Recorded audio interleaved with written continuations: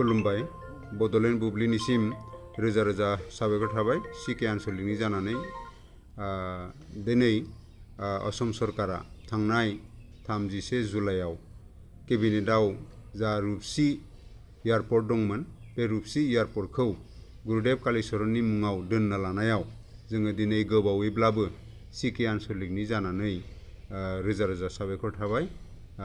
आसाम सरकारनिसिम आरो बेहाय मैखोमै बाहागो लादों जोंहा आसाम सरकारनि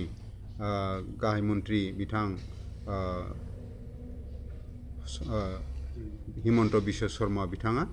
बिनि थाखाय बिथांनिसिम जोङो सिके आनसलिकनि जानानै रोजा रोजा साबायखर थाबाय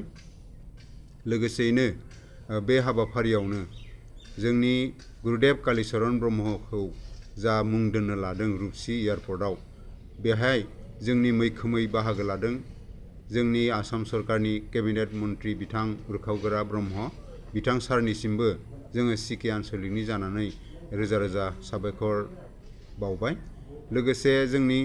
बेहाय मैखोमै बाहागो लादों आरो दिनैसिमबो लाबाय दङ आरो लाबाय थागोन बिथाङानो जाहैबाय जोंनि बिटिआर सरकारनिनो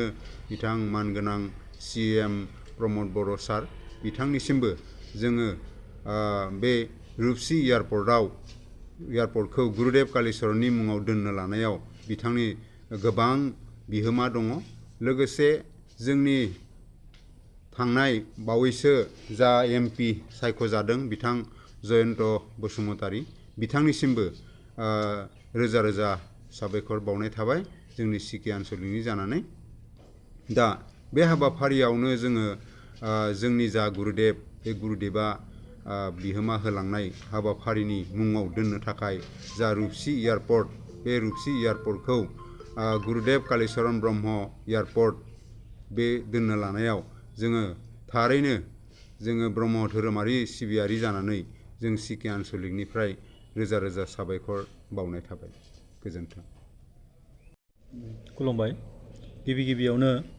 बड'लेण्ड बुब्लिनिसिम आंनि गोसो गोरबोनिफ्राय साबायखर जासिहरग्रोबाय जोंनि सिके आनसलिक ब्रह्म धोरोम दैदेन आफादनि दिनैनि बे ब्रह्म मन्दिरनि सिङाव बे हाबाफारिजों लोगोसे आंबो बाक्सा डिस्ट्रिक्ट जानानै बे एखे हाबाफारियावनो आंबो साबायखर बावनो सानदों जे थांनाय 31 जुलाइ खालि जोंनि आसाम गभर्नमेन्ट मानगोनां CM हिमन्त बिश्व शर्मानि सरकारा रुपसी एयारपर्टनि मुंखौ सोलायनानै जोंनि गुरुदेव कालीचरण ब्रह्मनि बिमुं सोलायनानै होनो लानायाव जोङो बाक्सा डिस्ट्रिक्ट ब्रह्म धोरोम दैदेन आफादनिफ्राय बिथांनिसिम बा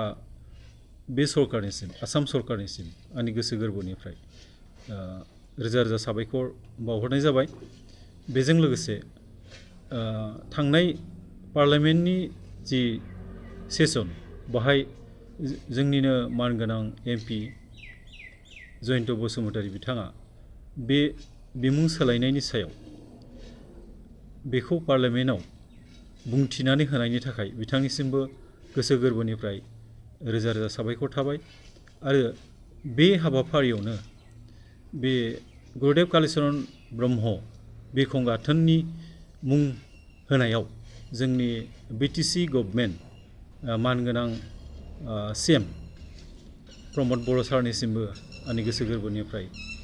बाक्सा डिस्ट्रिक्टनि जानानै ब्रह्म धोरोम दैदेन आफादनि जानानै रोजा रोजा साबायखर बावनाय जाबाय जाहाथे बे गुरुदेव कालीचरण ब्रह्मनि मुङा अरायसम जोंनानै थाबाय थायो इयुनाव बियो जोंनि बर' हारिनि मोनसे जौगानायनि बेयो मोनसे हाथरखि अलंबार बायदि जोंबाय थायो बेखौनो जोङो मिजिं थिदों बेखिनिखौनो आङो नोंथांमोननि सिगाङाव आं गोसो गोरबोनिफ्राय साबायखर बावनानै बेखिनिखौनो बुंनानै आं जिरायनाय जाबाय गोजोन्थों मोनसे फोसावथाय नोंथांमोननि ओनसोलाव सोरबाफोर ड्राग्स एबा फेग्रा मुवाजों नाख्रेबजानानै थानाय सुबुं दं नामा जुदि नोंथांमोननि ओनसोलाव सोरबाफोर ड्राग्स एबा फेग्रा मुवाजों नाख्रेबजानानै थानाय सुबुं दं अब्ला नोंथांमोननि थाखाय मोनसे मोजां खौरां। ड्राग्स एबा फेग्रा मुवाजों नाख्रेबजानानै थानाय सुबुंफोरखौ फाहामथाय होनो थाखाय नोंथांमोननि गेजेराव लानानै फैदों मोनसे रिहाबिलिटेसन सेन्टार। जुदि नोंथांनि नखराव आरो नोंथांनि ओनसोलाव सोरबाफोर ड्राग्स एबा फेग्रा मुवाजों नाख्रेबजानानै दं अब्ला नोंथाङा रिहाबिलिटेसन सेन्टाराव फाहामथाय होफैनो हागोन। मंगलदै 1 नं बामुनपारा दरंआव थानाय रिहाबिलिटेसन सेन्टाराव नोंथाङा ड्राग्स एबा फेग्रा मुवाजों गोदोसोनानै थानाय सुबुंफोरखौ फाहामथाय होफैनो हागोन। नोंथाङा नोंथांनि ओनसोलनि फेग्रा मुवाजों गोदोनानै थानाय सुबुंफोरखौ बे रिहाबिलिटेसन सेन्टाराव फाहामथाय होनानै सासे राफोद आरो मोजां सुबुं खालामनो हागोन। गोबां बाथ्रा मिथिबावनो थाखाय नोंथाङा 9859262926 60030927006 नैबे होनाय जानबुं नम्बराव खौरां लानो हागोन।